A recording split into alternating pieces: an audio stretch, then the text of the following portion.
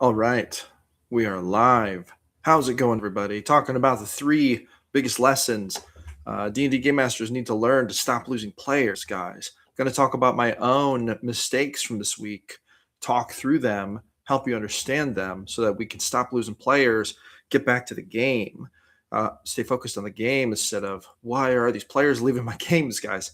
Why can't I keep any players in here? If you're asking yourself that, then this is the episode where you're going to learn some very important stuff that I have been working on learning in my own experience running games and start playing. Gotta check my audio real quick. I hope everyone's having a great day. Drop a comment. Let me know who's in the chat. I'm just gonna check my audio one more time here. I think we're okay. I think we're sounding good. Stuart says audio is good. Excellent. We got Stuart in the house. Got quite a few people in the chat, guys. Drop a comment. Introduce yourself. Let's get to know each other. I'd like to become your friend. And this is the place where we empower game masters to run better games. So hit that thumbs up button. Blue Rose Line is in the chat. Hello, Blue Rose. Great to see you. All right, guys. We're gonna jump right into it here. Feel free to introduce yourself, and we'll talk as it goes. I'm also be open to answering questions. Let's drop your hot takes in here. If you want to get my opinion on something, get my answer about a question, drop it in the chat. We'll talk about it. But basically, my main premise here is three things pro DMs must do to keep players from leaving. And I have a list here. Now, the first thing is kind of a more overarching thing, and then the other two are very specific, and they kind of fall within that. So I'm going to start with the number one thing. Vital prep needs to start several days in advance because it requires you to scale unscalable human activities leading up to the session. Stuart says free popcorn, puppies, and beer. Man, I do love puppies, man. Beer is great. Popcorn is okay. Popcorn is like a 3.5 out of 5. I never think about it unless it's offered to me. Then I think, oh, popcorn is good. Or if I'm at the movie theater, I think maybe I should get some popcorn. Other than that, I don't really think about popcorn. Beer, I think about more often than popcorn. Puppies, I think about every day. I have two dogs. I love them. I love working dogs. I have a Blue Heeler Great Pyrenees mix, and I have a Border Collie Australian Shepherd mix. Arethico says, hey now, Arethico. But back to this premise, okay? Vital prep needs to start several days in advance, and it requires scaling several unscalable human activities because, as I'm going to explain to you, there needs to be human activity. And when I say human activity, I'm going to define that for you too. There needs to be human activity leading up to the session.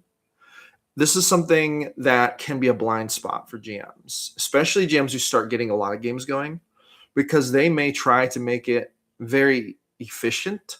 And unfortunately, efficiency can kill the human element if you're not careful. Some of that magic that brings humans together. Dirty Socks says sounds solid. Excellent. Welcome to the chat. Dirty Socks, great to see you. Dirty Socks is a counselor and moderator in the GM Philosophy Discord. If you haven't joined, links in the description. Blue Rose says, the best way to get me to join the party is a huge fatty ribeye. I agree. That is 100% the vibe I'm feeling. Dirty Socks says, hit that thumbs up and subscribe. Don't forget to join the Discord. Absolutely. Thank you so much. Jim Geronimo says, brisket works very well, brothers and sisters. Heck yeah. I will join your game for brisket. Heck yeah. This is what I'm talking about. All right. So what do I mean by human activity? Okay. I have realized that when I run a game, after I run the game, I'll be very mentally tired, guys. My brain is mush. In fact, I just said this the other night after running my Wednesday night game. I was hanging out with some friends and they were like, are you okay? You seem to be zoning out. And I was like, my brain is mush after running that game. And this is how it usually is. My brain is kind of mush right after a game because I put so much mental effort into it. It takes me a few hours and maybe a little nap to recover. But here's what will happen. I will run my game and then I will go right to the next thing. Usually that's like a break, maybe a little working out. Maybe I'll eat my lunch or my dinner. Maybe I do some more work. Maybe I go to bed if it's a night game, right? And then I'll wake up the next day, and I will start in on my normal day stuff. And then I will go right to the next thing. Usually that's like a break, maybe a little working out. Maybe I do some more work. Maybe I go to bed if it's a night game, right? And then I'll wake up the next day, and I will start in on my normal day stuff. And then I will start in on my normal day stuff. And then I will start in and I will know that I've got game stuff waiting for me. I've got post-game stuff that I need to do, guys. I need to grab the transcript and I need to drop the raw transcript in the private chat. Now, keep in mind, I've got 4 pro games going. So I run 4 games every single week. And at this point, they're all above halfway full. A couple of them are almost completely full, 5 or 6 players. So I've got a lot of games running. Plus, I have my full-time YouTube stuff going. So there's a lot going on. So I have to prioritize if I'm going to do it. But here's the mistake I made last week. I ran the game and then I woke up the next morning and I thought to myself, Voices Around the Fire live event. Dirty Socks, great question. I have been really thinking about what I want to do about that. I'm going to give information about that very soon. Stay tuned. It's coming. The information is coming, but I have to make a firm decision on it about what I want to do to approach it.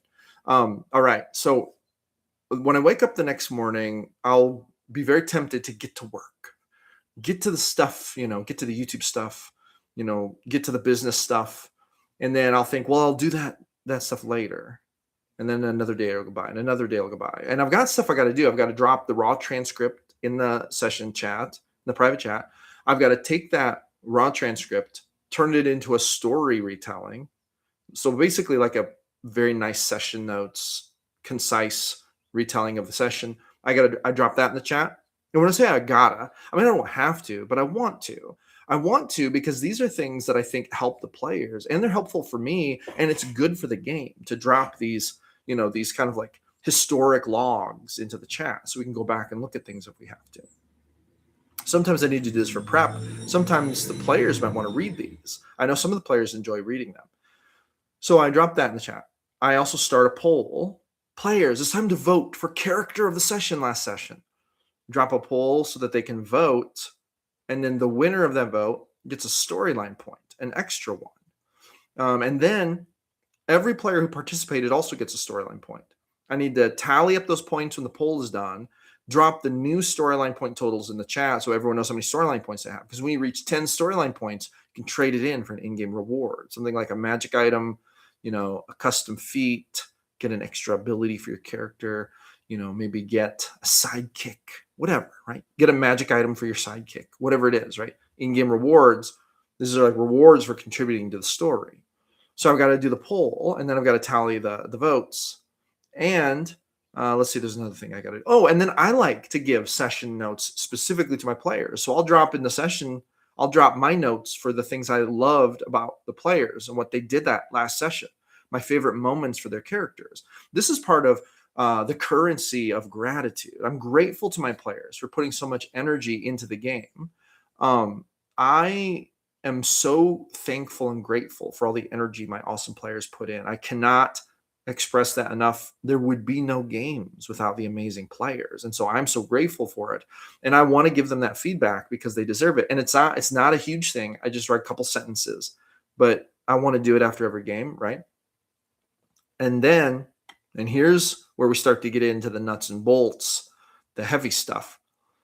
I have a document I drop. I'm supposed to drop it quite a few days before the next session. And the document has all the players in it, and it has the primary, secondary, and fast track goals for the next session. I want to know what the players want to do, and this is really important for moving forward. This document contains places where the characters can fill this out, the players can fill this out for the characters, and then I'll use this to help me prep for the next session. And most importantly, I want to follow that. I call it my story outline document because I want to know where the players want to take the story. This is really important. I'm going to repeat that. I want to know where the players want to take the story because the players should be driving the narrative. They should be the ones pushing the narrative in the direction that they want to go in. Why? Because the story is the story of these characters. This is a mistake we can make when we don't let players have this narrative power. When we want to push plot onto them, I understand it can work, but I am going to officially tell you today, I do not believe this is the right path. The right path is to empower the players to push the narrative in the direction they want to go, push the story in the direction they want their characters to go. This is the magic of it. So I need to drop this in there. And then I need to look at it before the session and do my session prep. as you can see, there's a lot of steps leading up to game day. And really, the best thing we can do to scale all of these unscalable activities, what I mean is there are not like automatic processes for these things. A lot of these things are human things that I'm doing with the players, cooperating, things I'm doing for the players, things I'm asking from the players, things I'm giving to the players, blah, blah, blah. So, as you can probably tell, if I procrastinate too much, pretty soon it's the day before game day and none of this stuff has gotten done. And this actually hurts the next session. So this is the first thing that I have been doing wrong, that I did wrong last week. First mistake I made, I did not start my vital cycle of prep well in advance. I started it too late. Didn't get around to some of these pieces until the day of the game. And that's too late, guys. We need to be doing these things as the week goes by leading up to the next game, especially if you're running pro games. And why is this? Well, there's a marketing principle at work here. We want to continue to engage the players. We want to continue to let them know this campaign has soul, it has life, it is not dead in the water. It is not just turned on when you're giving me money. The truth is, I'm running these games for the story. I'm running them for the thrill of telling this narrative adventure, the story of the characters. And if I do not demonstrate that with these human processes, it is more likely that players who come to my games, because they're pro games, because they're paid games, they're maybe more likely to think, GM Philosopher doesn't care about me as a player. He only cares about filling his games and getting paid. This is, first of all, not true. If this was the way I was thinking about it, friends, this would be all wrong. It's a scarcity mentality. It's a fear-based mentality. This is not a value-based mentality, abundance mentality. We want to have a value-based mentality. We want to be in this game, in this grind, because we love the game, love the grind. We love it more than the money. What we want is for these stories to be epic. Nothing else is more important. And that's truly how I feel about it. I'm very happy that I have this mindset. I'm happy that I have been, and I'm grateful that I've cultivated this mindset, because it would be very gross, guys, if I cultivated the scarcity mindset instead, if I let myself make it about the money instead of making it about the story, about the value. But this is true no matter what we do, guys, in life. This is true of YouTube. This is true if you're a tree trimmer. This is true if you're a lawyer. This is true if you are selling soda at the festival. If you focus only on money, you're going to get lost. But if you focus on value and abundance and you focus on the people, this is going to make you more successful, and you're going to make more money anyway. This is a principle of success. So this is one thing that I did wrong this week that I would encourage all of you to do better, is do that vital human to human prep earlier in the week. So you have plenty of time leading up to the game to actually go through it and spend that time with the players, engaging with them. Drop that poll, drop those messages, drop that text transcript, drop those storyline notes. Figure out what they want to do next session, plenty of days before the next session. So you got to start pretty quick, guys. Now, for those of you who are new to the chat, drop a comment. Let me know what you'd like to talk about. We're talking about the 3 biggest mistakes paid GMs make that cost them players. These are 3 mistakes I made last week, guys. I think I only lost 1 player last week, but I gained like 6. So we're killing it, guys. We're in it to win it. But I feel like part of the reason that I've been having this influx of new characters lately is partly because of my YouTube. And it's also partly because I've been putting such a renewed effort into my session zeros, really trying to connect with the humans on the other side. This is what we have to do. We can't just treat people like a number and a wallet with paid games. And then, this is also the bad taste that many players have with paid games. This is how they feel. They feel like a number and a dollar sign to a GM who's struggling, trying to pay their bills, doing this hobby, making it a profession. But this is all backwards, guys. The story comes first. But in order for there to be good story cultivated together, we must cultivate human relationships even before the story, because this is a purely human endeavor. This is all created in the human imagination, and it's collective imagination. That's where the magic comes from. Okay, now there are some good comments I want to get to before I get to point number 2. Jim Geronimo says, Would like to know how you do that part, take the log and turn it into a written story of the adventure. That is a good question. I will literally show you that. I will show you that right now. Let's see here. I'm going to share my screen and show this to you. This is magic. It's going to blow your mind. This is going to change your whole life, make you very happy. Let's see. Because this is actually really awesome. Saves me maybe hours of time. Okay. I'm going to share my screen here. Okay. How do I do this? Give me one moment. Please hold.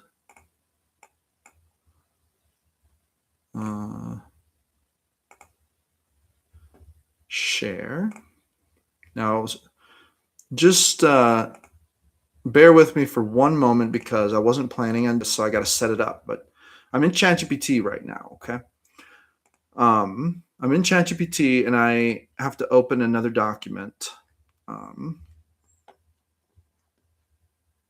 Doing in-person games, good way to record it. And then if you're doing it in person, you can literally record it on your recording on your phone.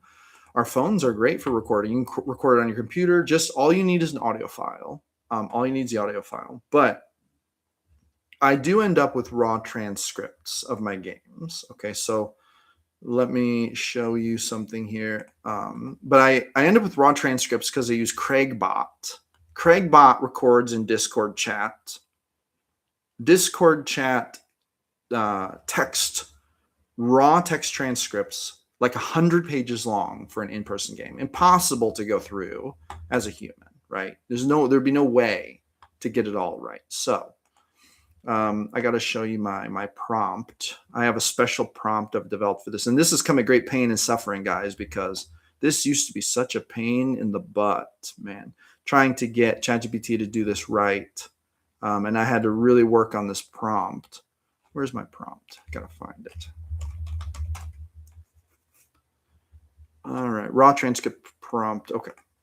So what I do is I take the raw transcript in a Google Doc and I download it onto my computer as a PDF. This is really important. You can't just copy and paste the transcript into ChatGPT. It will not work. The reason is because ChatGPT will only be able to process so much of it unless you drop it in as a PDF, right? So what you do is you grab your raw transcript, save it as a PDF, simple PDF onto your computer. Then I have a prompt. I'm going to show you this prompt here, okay? Share tab instead. Okay, here's my prompt. Raw transcript prompt. I need you to turn my raw D&D session transcript into highly detailed, well-organized session notes. And I put all the instructions right in here. Follow these instructions exactly. So I've got all these instructions. And in fact, if you would like to copy this, I'll share this with you in the chat here. Let's see. Anyone with the link can view. And then if you want to copy, make a copy for yourself, you can. I'm going to drop it in the chat. Transcript note prompt. Boom. There it is right there. So you should be able to open that and get in there. But then what I'm going to do is I'm going to literally select all, copy this, right? And then we're going back to ChatGPT. I'm going to paste this in here, okay? And then in the same spot, I'm going to open my add to files, add photos and files. And I'm going to go find my raw transcript PDF, okay? Let's see here. I'm going to go find it. Sorry, guys, it takes me a minute. Wasn't really prepped for this, but it's a good thing to talk about. And this will make a great video later, too. I'm going to publish this. So I've got my raw transcript notes. This is my 6 p.m. game. I've got my raw notes from March 18th game. This will be great. I'm going to add those. So I've added the PDF transcripts. And now when I click go, it's literally going to start this whole process, right? Check this out. It's reading the documents. It takes it a while. It takes it like 10 minutes to do this because it's actually a lot of information. But this is how I do it. This is I'm pulling the full transcript into view first so I can build the outline from the whole session rather than nibbling at fragments and missing canon beats. After that, I'll turn it into a clean scene by scene master outline, then the full retelling. So anyway, that's how I do it. And then I just wait for it. It takes it like 10 minutes and it starts spitting out. First, it spits out the outline, then it moves on and does the full in-depth session notes. And the in-depth session notes end up looking really good, guys. In fact, let me show you real quick. I'm just going to show this to you because this is so much fun.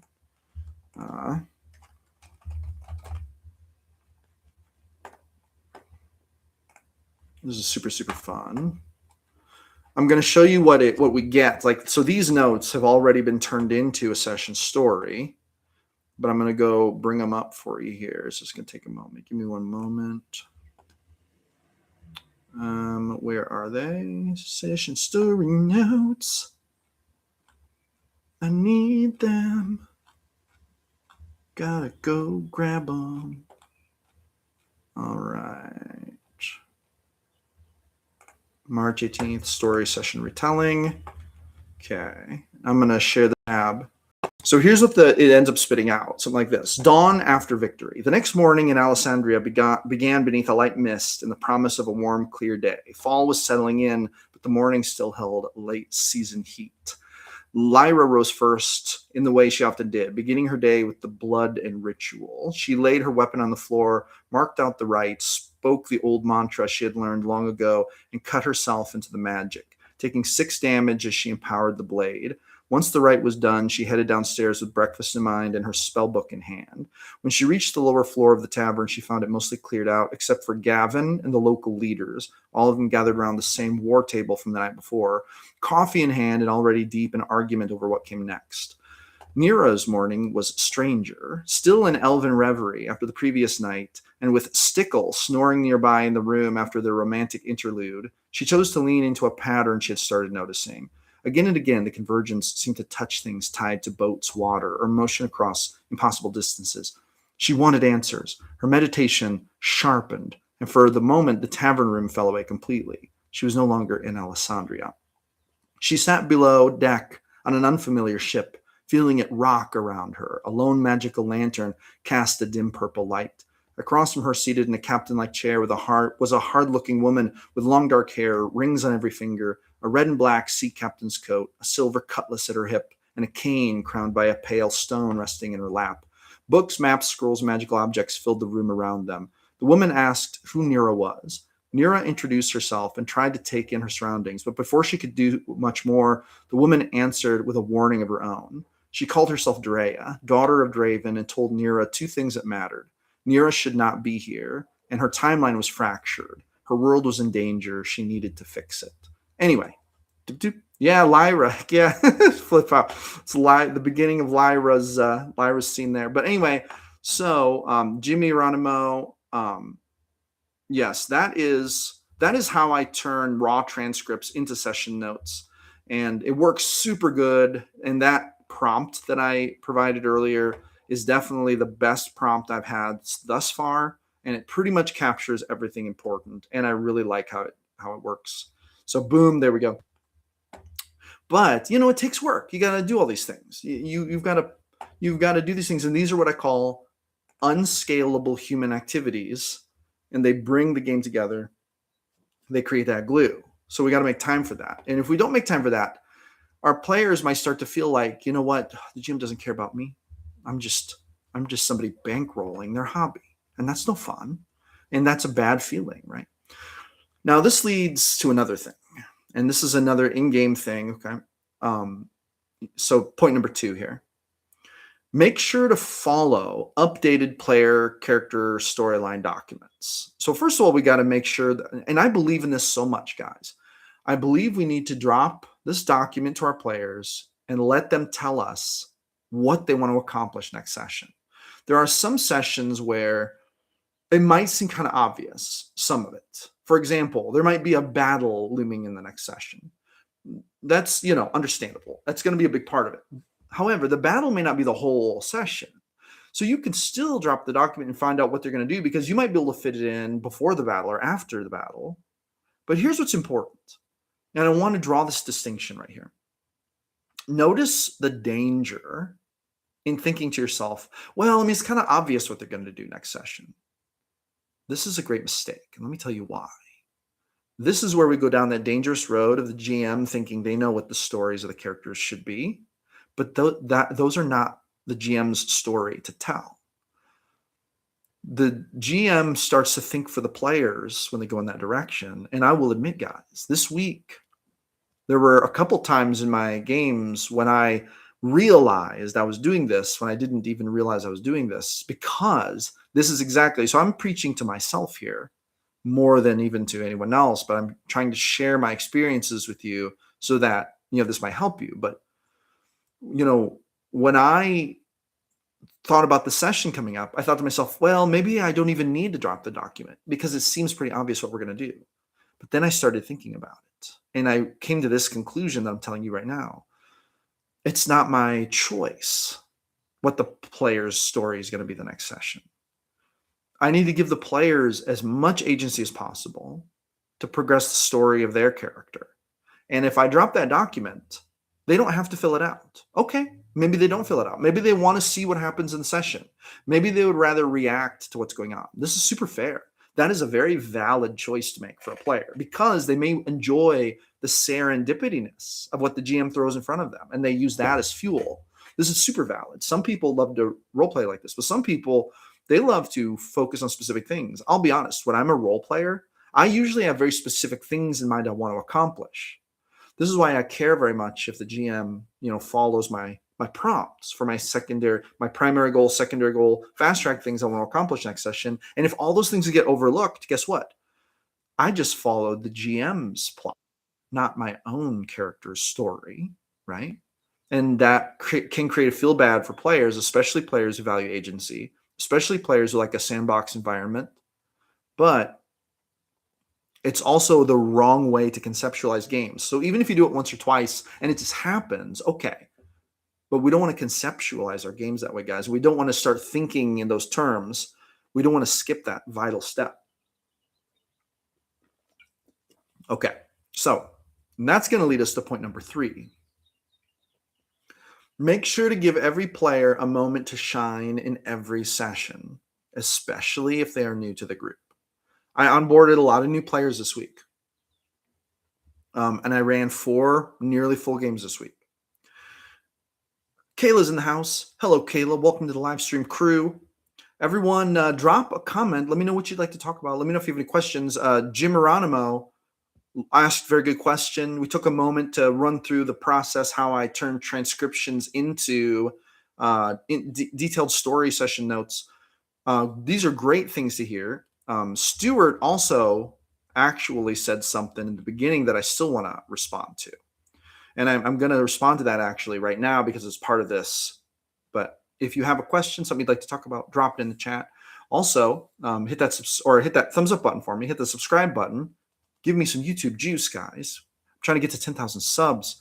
Make this channel more prominent. It's time for us to really empower game masters to run better games, make it bigger, make it better, make it amazing, right? Stuart says, you remember my question. Oh, I certainly did, but I was saving it for this moment because this is where it fits in, okay? So here's my third point. Make sure to give every player a moment to shine in every session, especially if they are new to the group. I onboarded a lot of new players this week, and I will admit, in the hustle and bustle of running these games and running the Discord and running the YouTube, Jim Geronimo, great to have you. Don't miss that appointment. We'll catch you on the next one. Thank you so much for joining us. So in the hustle and bustle of all that, I will admit there were games this week, guys, where we went through and I failed at the mandate to introduce scenes for every single player that would give them moments to shine individually. And now looking back on the games this week, I kick myself for this because it's such an important part of the process. Now, I want to go back to a comment Stuart left at the very beginning of this stream. Stuart said, would be nice if players actually told the GMs why they left. So players leaving, why do they leave? This is a big question. Some GMs are actually very mystified by this. I spent the whole month of February, guys, racking my brain, trying to figure out why in the hell people would leave sessions and then not talk about it. Why is this happening, guys? This is exactly what Stuart is asking. It would be nice if players actually told the GMs why they left. I don't mind if players don't feel it and leave. I would just like to know why. Is it me? Is it the other players? Is it the campaign? Is it preferences? Okay, it's a very fair question, super fair question. And it fits in here because I believe that this is one reason sometimes why players leave, especially new players. They leave because they did not feel like a significant, actual important part of the story soon enough. None of us want to just be spectators to someone else's story. If we're jumping into a game of D&D, we want to be part of the story. Some players are better at creating story and forcing themselves into it than others. Some people call these people spotlight hogs. I call them aggressive role players. I call them opportunistic role players. Actually, I would call them proactive gamers is what I would call them. And then you have the quieter players, the players who aren't as comfortable proactively pushing themselves into the spotlight or into the story. When these players first join your existing game, you are in a high-risk situation where there's a very real danger of them coming in, not experiencing any significance. And when I say significance, I mean actual significance. Let me look up the definition for that word.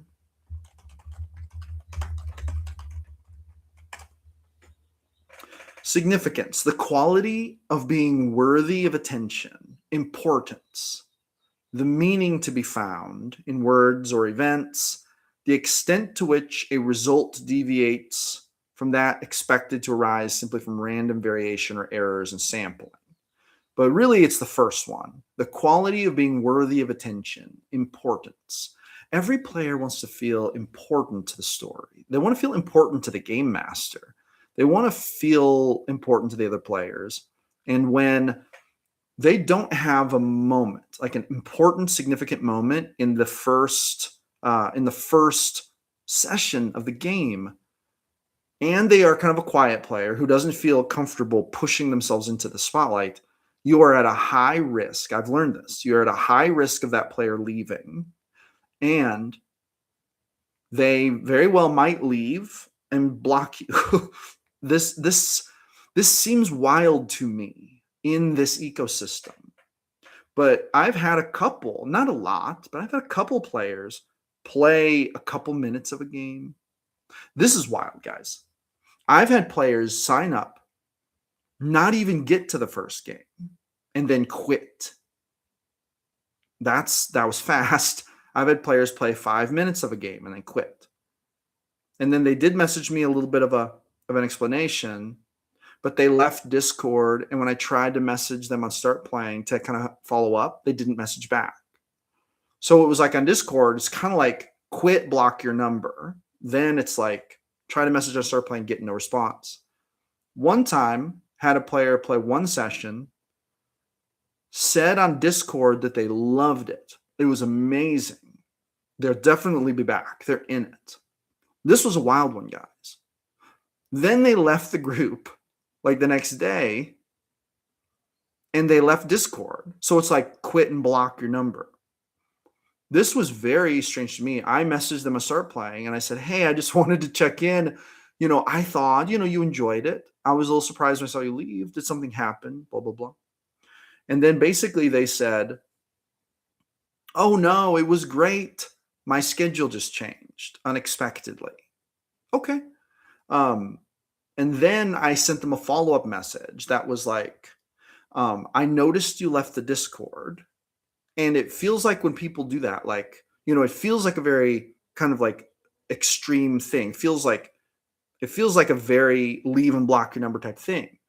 And I was asking this player this because I kind of felt like we were on good terms here. And I was hoping they could give me some insight. I was like, What made you feel like you had to leave the Discord right away, like when you left the game? Because I think to myself, even if they leave the game, it would not be weird for them to stick around the Discord, right? They may not want to. That's fine, but that's what I was wanting to know. And then he blocked me on Start Playing. This was very strange to me.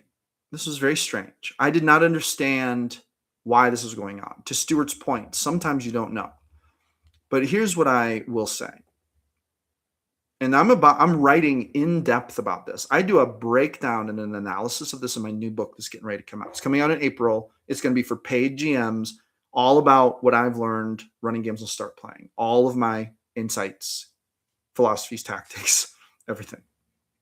But there's a point to this where the certain amount of it is just not your fault, right? There's some churn. There's a percentage of churn. I believe this percentage is probably close to 20%. I think there's about a 20% amount of churn that is just not the GM's fault. Sometimes people overcommit. Sometimes people get overzealous.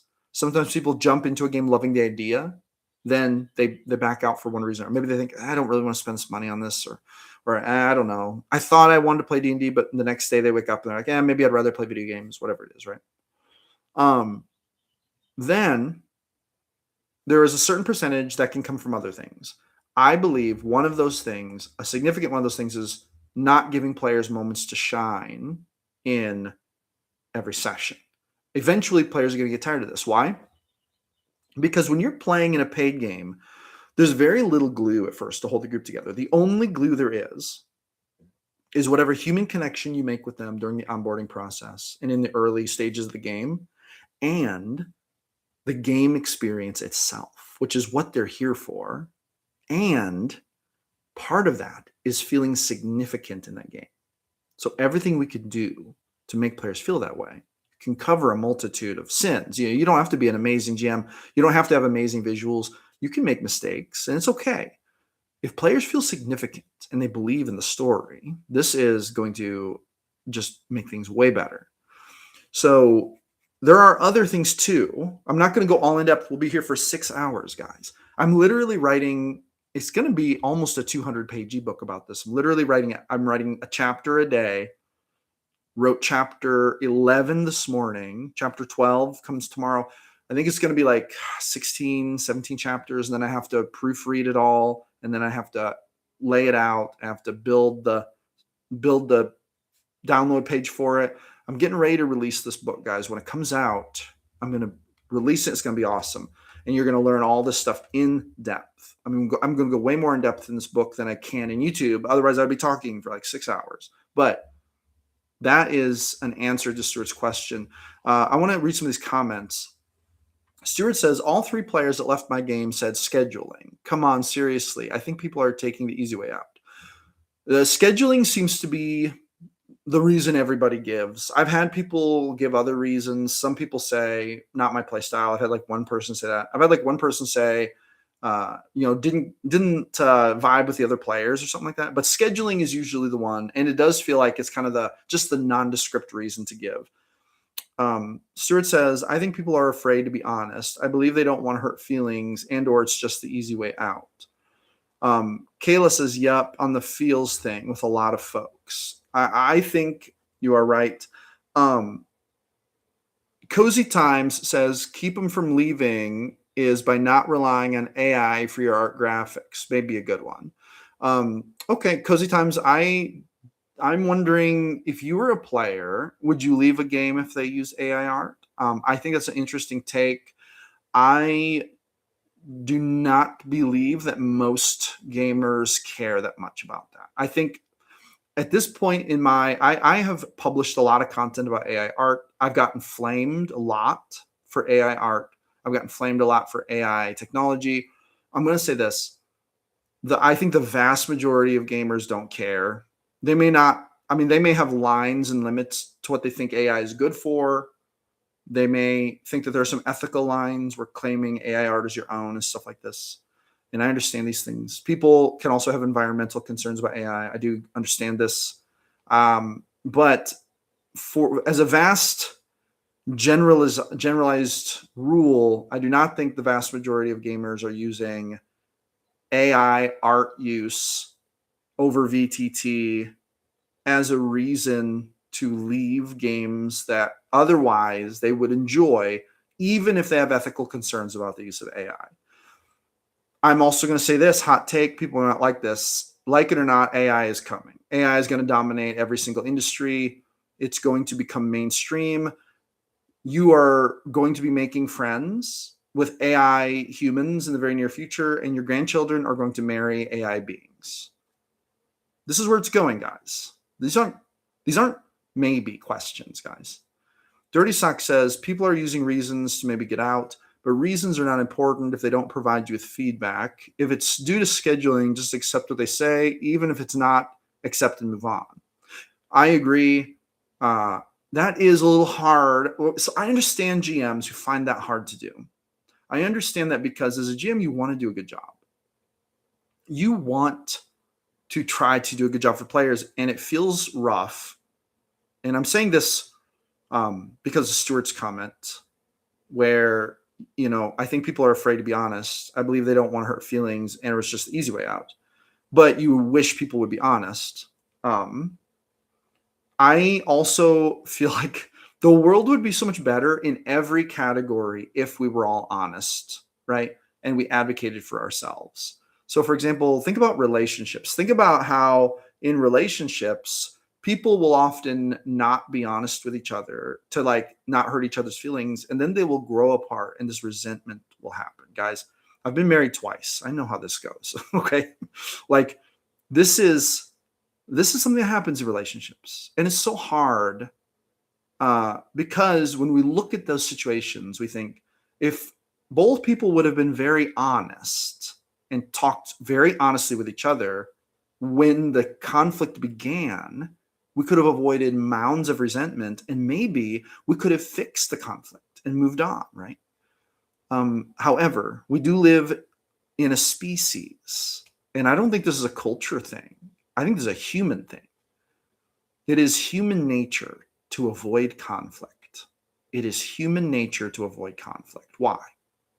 Because our nervous system tells us that conflict is dangerous. This is why. Our nervous system tells us that conflict is dangerous. Thus, we avoid it. However, we are also creatures who can see into the future. We have this amazing ability to plan for the future. So we can be honest. And I'm going to say this. Everything in life becomes better and more enjoyable when you are honest and you advocate for yourself up front. When I'm playing in a game, if I start to feel like, it's not going the way I like it, I'm going to say, whoa, GM, hold on. Let me just remind you about the notes I sent you for a session. These are the things I want to do. I don't think this is rude. I think that if I feel that way, it's going to make it more likely that I'm going to have a better experience with the GM and with the other players if I advocate for myself honestly. The GM might say, listen, Josh, I know you sent me those notes. I plan to ignore them because I don't like that. I don't like where you're going with it. And then now we know, right? Now we know what's going on. Now I can legitimately say, okay, well, this might not be the game for me, right? Or I can say, okay, I'll accept that. Let's go your way. But now at least we know, right? We were honest with each other. But that's hard to do for a lot of people. It's so hard because people, they're afraid of conflict. And that feels like conflict to them. Unless you learn to think, well, maybe if I'm honest, it doesn't have to be a fight. It doesn't have to be negative. It could just be me advocating for myself and then listening to the response, right? But unfortunately, it's never this clear with humans. We do one thing and say another. We will not be fully honest because we don't want to hurt feelings, or we don't want conflict, or we don't want people to be mad at us.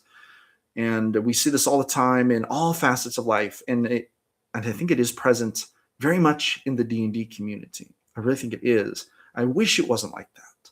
I wish everyone would speak up for themselves and advocate for themselves and be honest about what they want and what they need, and be honest when compatibility is not there. I wish people would do this more and make it out in the open. This would also, to Stuart's point, make it easier for us to get better, because then we would know exactly what's going wrong. As it is, we often have to guess a little bit. But that's why I'm here, to help shed light on the issue. Now, there's some great comments coming up. Dirty Socks says, people are using reasons to maybe get out, but reasons, oh no, we already read that one. Kayla says, shocking, communication being key. I agree. Dirty Sock says, I understand it sounds harsh, but listen, in the end, it protects your own self-interest and mental health. If you are hurt by people quitting, it's something that is viable to happen while you GM.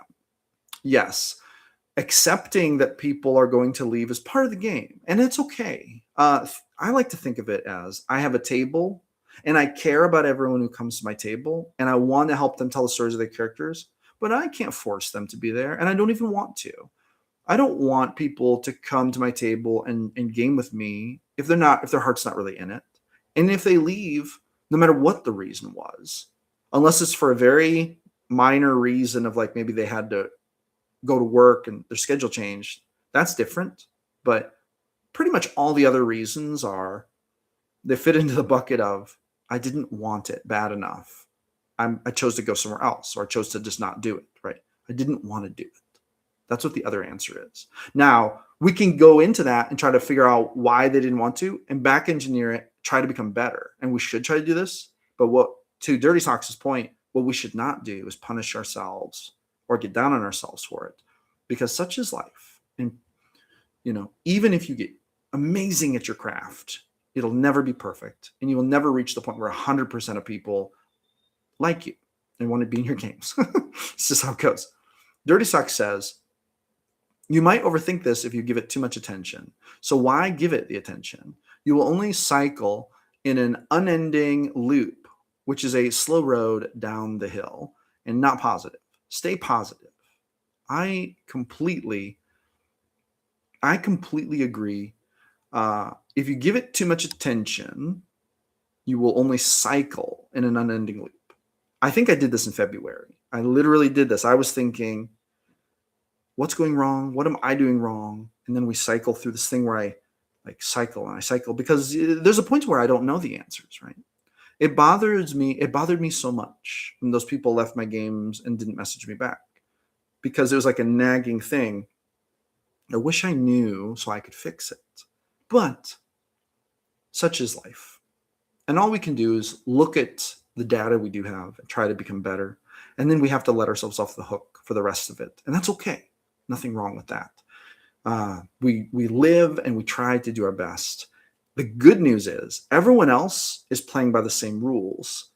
Everyone else also has to deal with these little quirks of humanity.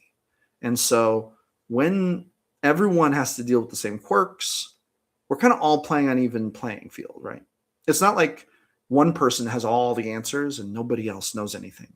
We are all equally in the dark about why humans do some of the things they do, unless we just really choose to focus on it, which is what I'm doing, which is why I'm here. I hope to give you some of the information in the videos. Dirty Sock says, look forward to the opportunity that new, better, interested players may join. 100%. This is an abundance mindset. Dirty Socks also says, no one has all the answers, and that is okay. Are we human or are we dancers? I'm definitely not a dancer. I am not a dancer. I am a human. I am definitely not a wizard of humanity, knowing everything there is to know, but I do try to learn and get better and become kind of an expert at these things. And I want to help other GMs, especially more and more lately, pro GMs, go down the road knowing a little better what might lay before them. So everybody, be positive. Don't kick yourself too hard when those players leave. It happens. Such is life. It happens to a lot of GMs. It's not just you. And to those players out there, maybe who have left a game and didn't give feedback. That's okay too. I'm not mad at any of you. I would encourage you next time to give that feedback. Tell that GM they suck. Tell them you hated that you didn't get a significant moment. Tell them you hated the way they described the room. I don't know, whatever it is. That's okay too. Give them the feedback. I say give it to them. Let them have a chance to improve. and then block them if you want. Whatever you want to do, it's your life. If you want to block everyone, no hate, guys. No hate. Block who you want. We're all going to die, guys. We're on this life for a finite number of years. There's no reason to get too upset about these things. I feel like Dirty Socks is kind of on the. I feel like Dirty Socks is on the track here. Be positive, right? Don't cycle. Let people do what they're going to do, and you do what you're going to do. Just live your life and be happy. It's all good. Kayla says, block them all. Yes. Dirty Sock says, accepting the flaws you have is a potential opening for improvement. Let's accept that. 100%. Sometimes it is your unique idiosyncrasies that make you the human that the people who love you for. They're like, I love this human. They're so weird in this very specific way. This is what I love about them. And sometimes those things are flaws. We don't have to be perfect. We're never going to get there anyway. All right. Thank you all so much for coming with me to this live stream. I actually have an interview after this. I'm going to go interview somebody. And I'm going to be dropping that video in the channel in a few days, how to put together, how to find an amazing D&D group.